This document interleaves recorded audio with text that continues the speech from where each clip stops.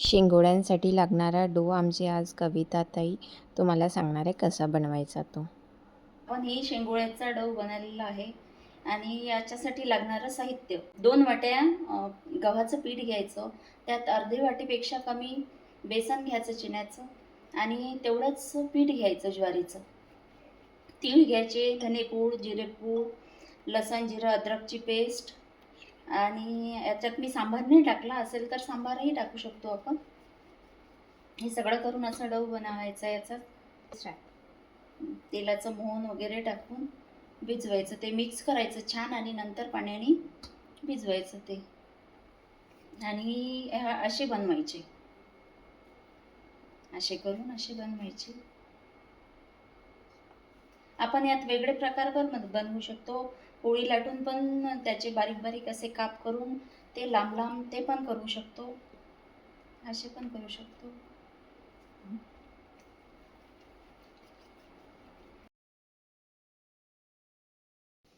आता या पुढची रेसिपी आहे ती माझी आई सांगणार आहे तुम्हाला कसं बनवायचं आहे ते शेंगोळ्यांचा रस्सा.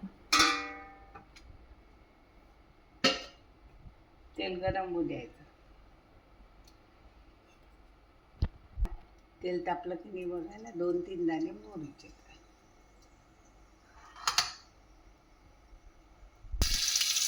आता एवढे लसूण टाकून, लसूण झालं की तीळ टाकून द्यायचं लगेच थोडं.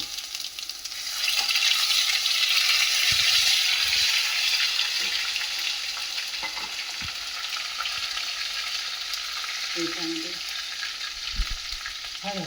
तिखट बिलकुल थोडं टाका लागते कारण पाण्याला ठसका लागतो, त्याच्यामुळे आपल्याला शेंगोळ्यात सर्व असतेच आपलं टाकलेलं. आणि आता गरम पाणी टाकायचं याच्यात.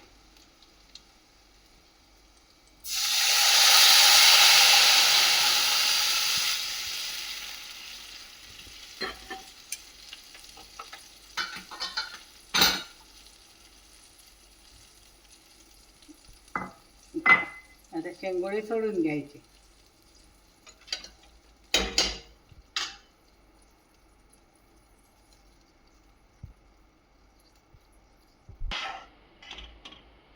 याला एक उकळी आली की ज्वारीचं पीठ टाकायचं थोडं बिलकुल, कारण ते घट्ट झालं पाहिजे, नाही तर पाणी पातळ राहते. त्यामध्ये आता ज्वारीचं पीठ घालायचं बिलकुल थोडं.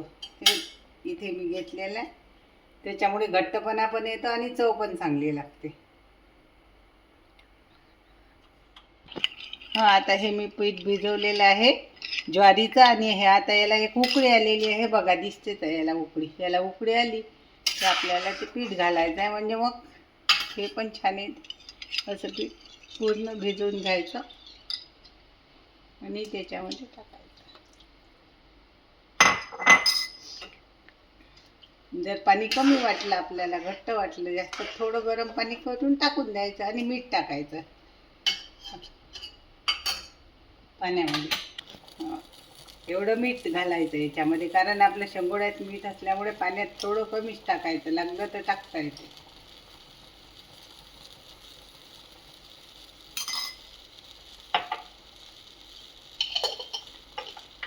हे असे वर येतील तेव्हा समजायचं शिजले. अजून शिजायला बाकी आहे, चांगली 20-25 मिनिट शिजू द्यावं लागते मंद आचेवर. आणि पाणी जर घट्ट झालं तर वरून पुन्हा पाणी टाकावं लागते त्याचे. अधूनमधून बघत राहायचं आणि वाटलं तर टाकायचं, कारण ते शेंगोळे असे पातळ असले पाहिजे खायला. आता आपले शेंगोळ अशा पद्धतीचे झाले आहे, सगळे शिजले आहे, सगळे वर आले आहे. आता याच्यामध्ये सांबार घालते आणि गॅस बंद करते.